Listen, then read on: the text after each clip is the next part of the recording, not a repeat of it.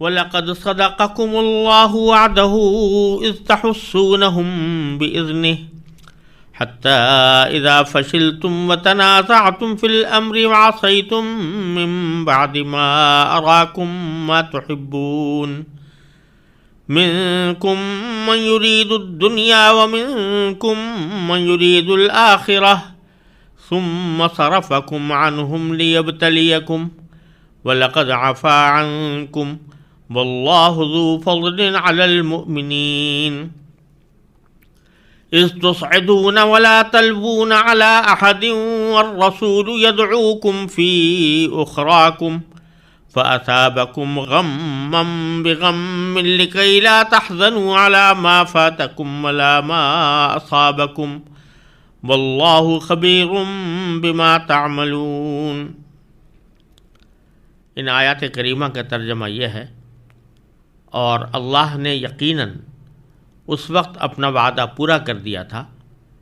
جب تم دشمنوں کو اسی کے حکم سے قتل کر رہے تھے، یہاں تک کہ جب تم نے کمزوری دکھائی اور حکم کے بارے میں باہم اختلاف کیا، اور جب اللہ نے تمہاری پسندیدہ چیز تمہیں دکھائی تو تم نے کہنا نہیں مانا۔ تم میں سے کچھ لوگ وہ تھے جو دنیا چاہتے تھے اور کچھ وہ تھے جو آخرت چاہتے تھے، پھر اللہ نے ان سے تمہارا رخ پھیر دیا تاکہ تمہیں آزمائے، البتہ وہ تمہیں معاف کر چکا ہے اور اللہ مومنوں پر بڑا فضل کرنے والا ہے۔ وہ وقت یاد کرو جب تم منہ اٹھائے چلے جا رہے تھے اور کسی کو مڑ کر نہیں دیکھتے تھے، اور رسول تمہارے پیچھے سے تمہیں پکار رہے تھے، چنانچہ اللہ نے تمہیں غم دینے کے بدلے شکست کا غم دیا تاکہ آئندہ تم زیادہ صدمہ نہ کیا کرو، نہ اس چیز پر جو تمہارے ہاتھ سے جاتی رہے اور نہ کسی اور مصیبت پر جو تمہیں پہنچ جائے، اور اللہ تمہارے تمام کاموں سے پوری طرح باخبر ہے۔ یہ غزوہ احد کے واقعات ہی کا سلسلہ چل رہا ہے، اور اس میں ایک شبہ جو لوگوں کے دل میں پیدا ہو سکتا تھا اس کا جواب دیا گیا ہے۔ شبہ یہ کہ اللہ تبارک و تعالی نے مسلمانوں کی نصرت اور ان کی مدد کرنے کا وعدہ فرمایا، اس کے باوجود جنگ احد میں شکست کیوں ہوئی؟ تو اللہ تبارک و تعالی ان آیات میں سے پہلی آیت میں اس شبہ کا جواب دے رہے ہیں کہ اللہ تبارک و تعالی نے اپنے وعدے کو سچا کر دیا تھا۔ جنگ کے دو حصے ہوئے ہیں، پہلے حصے میں اللہ تبارک و تعالی کی واضح نصرت اور مدد تمہارے ساتھ تھی، اور اس میں تم نے مسلمانوں نے کافروں پر غلبہ حاصل کر لیا تھا۔ چنانچہ فرمایا وَلَقَدْ صَدَقَكُمُ اللَّهُ وَعْدَهُ،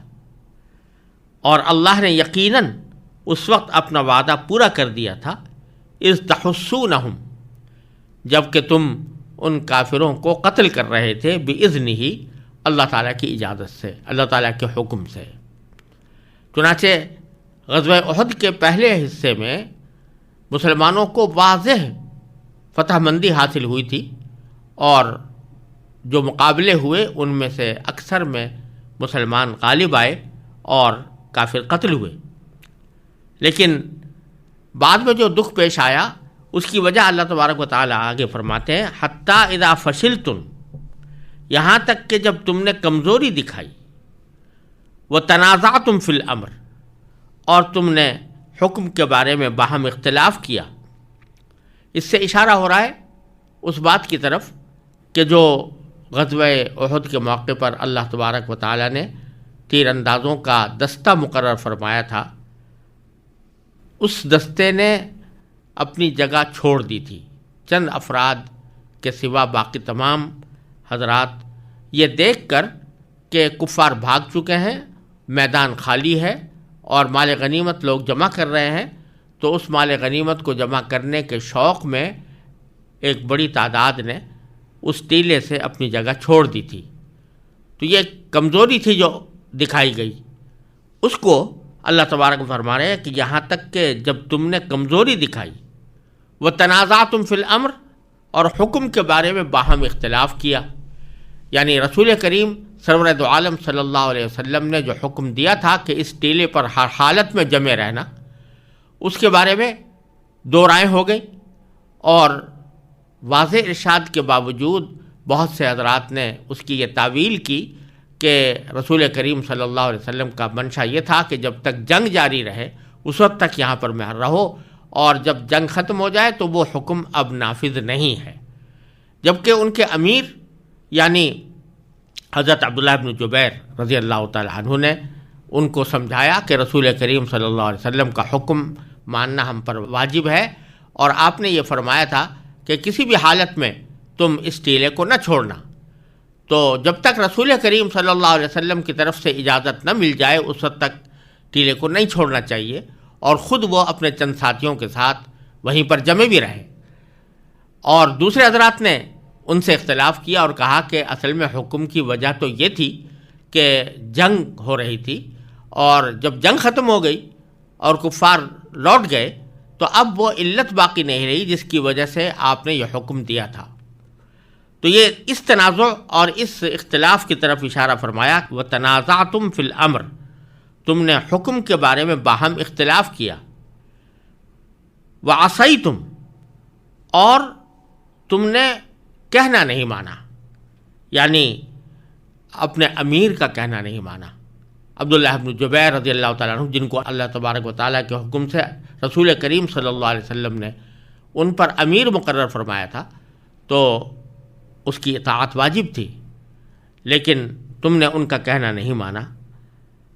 کیوں نہیں مانا؟ من بعد ما اراکم ما تحبون،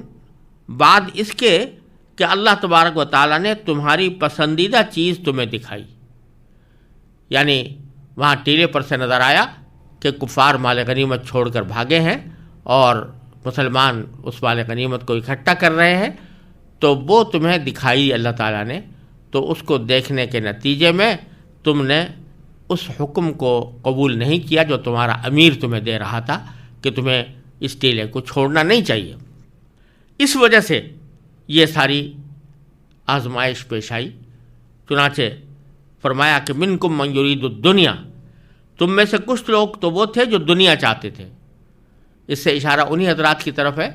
کہ جو مال غنیمت جمع کرنے کے شوق میں جو ٹیلا چھوڑ کر چلے گئے تھے، اگرچہ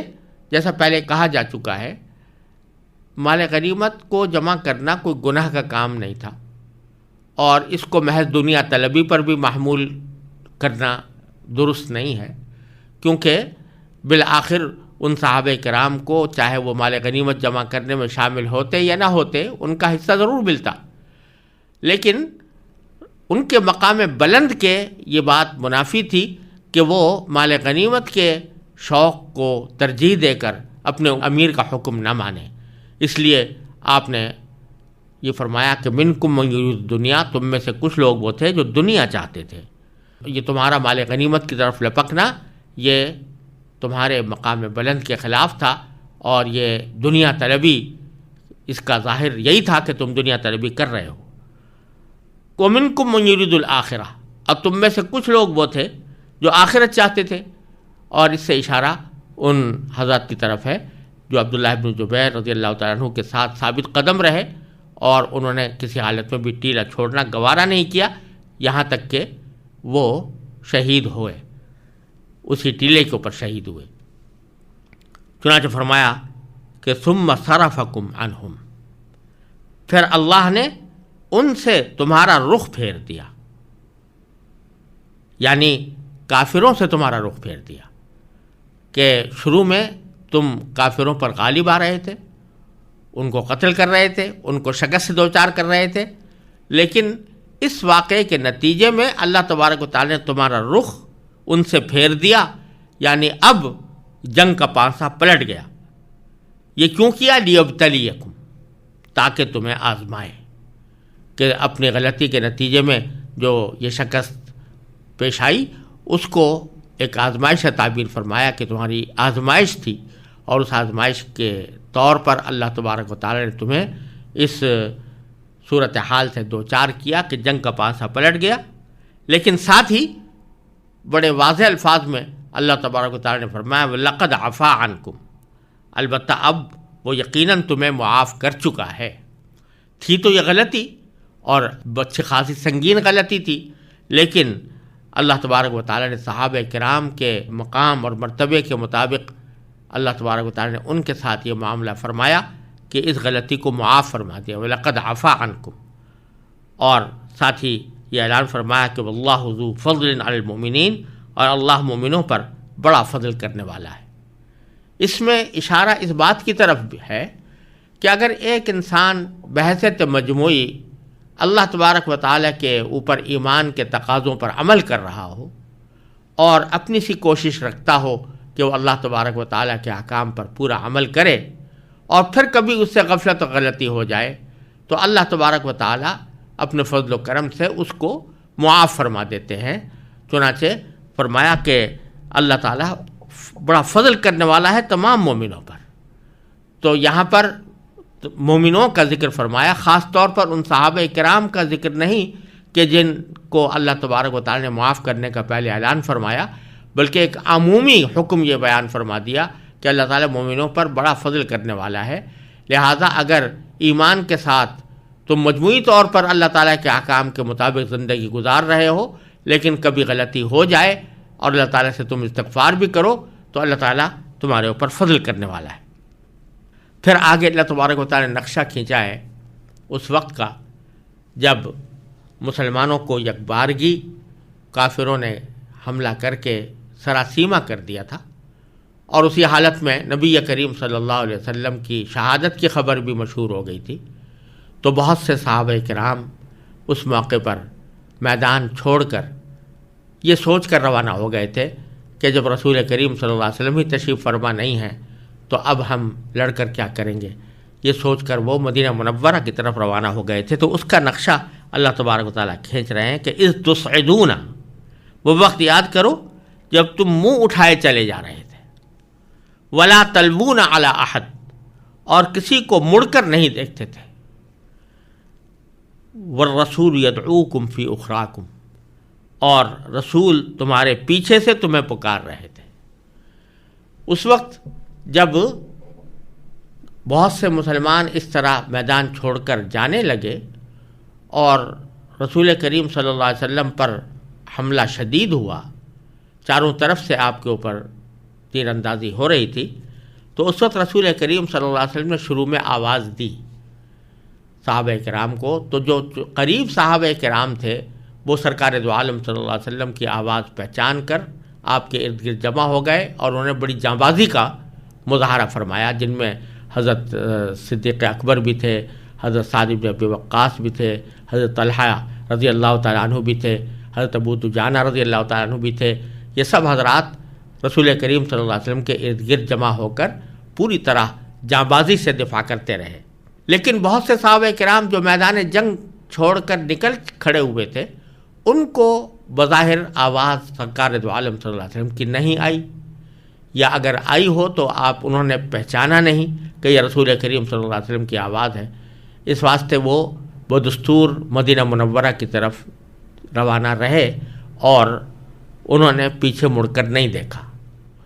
لیکن بعد میں روایات میں آتا ہے کہ حضرت کعب بن مالک رضی اللہ تعالیٰ عنہ نے جب رسول کریم صلی اللہ علیہ وسلم کو دیکھا کہ آپ اس جگہ تشریف فرما ہیں اور صحابہ کرام آپ کے ارد گرد ہیں اور آپ کے اوپر حملہ شدید ہے، تو اس وقت حضرت کعب نے بہت زور سے آواز دی، اور وہ اپنی آواز کی شدت میں مشہور بھی تھے۔ انہوں نے بہت زور سے آواز دی اور بتلایا کہ رسول کریم صلی اللہ علیہ وسلم الحمدللہ حیات ہیں اور یہاں تشریف فرما ہے، لوٹ آؤ۔ تو اس کے بعد بہت سے صحابہ کرام لوٹے جب حضرت کعب کی آواز سنائی دی۔ تو اس شروع میں جو رسول کریم صلی اللہ علیہ وسلم نے آواز دی تھی وہ بعض صحابہ کو پہنچی نہیں، اور بعض صحابہ سراسیمگی کی حالت میں اس کو پہچان نہ سکے، اس واسطے واپس نہیں آئے تھے۔ اس کا اللہ تبارک و تعالیٰ یہاں ذکر فرما رہے کہ رسول تمہارے پیچھے سے تمہیں پکار رہے تھے۔ فَأَصَابَكُمْ غَمًّا، تو اللہ تبارک و تعالیٰ نے تمہیں غم دیا، تمہارے اس عمل کے بدلے میں غم دیا، غم کا بدلہ دیا تم کو۔ اور کس چیز کا بدلہ دیا؟ بغم، اس غم کا بدلہ دیا جو تم نے رسول صلی اللہ علیہ وسلم کو دیا تھا۔ یعنی ظاہر بات ہے کہ یہ ساری صورتحال جس میں مسلمانوں نے اپنی جگہ چھوڑی، یہ سرکار دو عالم صلی اللہ علیہ وسلم کے علم میں آئی تو آپ کو اس سے صدمہ ہوا۔ تو فرماتے ہیں کہ اللہ تبارک و تعالیٰ فرماتے ہیں کہ تمہیں اس غم کے بدلے جو تم نے رسول کو دیا، ہم نے تمہیں غم دیا۔ اور اس غم دینے میں بھی ایک مصلحت تھی۔ وہ مصلحت اللہ تعالیٰ نے اس طرح بیان فرمائی کہ لِكَيْ لَا تَحْزَنُوا عَلَى مَا فَاتَكُمْ، تاکہ آئندہ تم زیادہ صدمہ نہ کیا کرو، نہ اس چیز پر جو تمہارے ہاتھ سے جاتی رہے، وَلَا مَا أَصَابَكُمْ، اور نہ کسی اور مصیبت پر جو تمہیں پہنچ جائے۔ یعنی اس صدمہ دینے کی بھی ایک حکمت اور مصلحت یہ تھی کہ اللہ تبارک و تعالیٰ تمہیں پختگی عطا فرما رہے تھے۔ یعنی اس قسم کے واقعات سے تمہارے اندر پختگی آئے گی اور صدموں کو جھیلنے کا حوصلہ پیدا ہوگا، تو آئندہ جب کوئی تکلیف پیش آئے گی تو اس پر تم زیادہ پریشان اور مغموم رہنے کے بجائے صبر اور استقامت سے کام لوگے۔ لہذا اس میں بھی اللہ تبارک و تعالیٰ کی حکمت اور مصلحت تھی کہ تاکہ تم زیادہ صدمہ نہ کیا کرو، نہ اس چیز پر جو تمہارے ہاتھ سے جاتی رہے اور نہ کسی اور مصیبت پر جو تمہیں پہنچ جائے۔ یہاں عام مسلمانوں کو یہ سبق دے دیا گیا کہ جب بھی کوئی واقعہ پیش آئے اللہ تبارک و تعالیٰ کی طرف سے تو اس کی مشیت اور حکمت کا تقاضا ہوتا ہے، لہٰذا اس کے اوپر اتنا صدمہ کرنا کہ جس کے نتیجے میں کہیں اللہ تبارک و تعالیٰ کی تقدیر سے شکوہ پیدا ہو جائے، یہ مومن کا کام نہیں ہے، بلکہ یہ دنیا ہے اور دنیا ہر طرح کے واقعات سے بھری ہوتی ہے، اس میں خوشی بھی ہوتی ہے، غم بھی ہوتا ہے، راحت بھی ہوتی ہے، تکلیف بھی ہوتی ہے۔ لہٰذا کسی صدمے پر، کسی تکلیف کی بات پر اتنا زیادہ صدمہ کرنا کہ آدمی اس کو لے کر بیٹھ جائے، یہ ایک مومن کا کام نہیں ہے۔ اور فرمایا واللہ خبیر بما تعملون، اور اللہ تعالیٰ تمہارے تمام کاموں سے پوری طرح باخبر ہے۔ لہذا جو کوئی وہ فیصلہ کرتا ہے وہ اپنے علم کی بنیاد پر کرتا ہے، اپنی حکمت کی بنیاد پر کرتا ہے، اس پر کسی اعتراض اور شکوے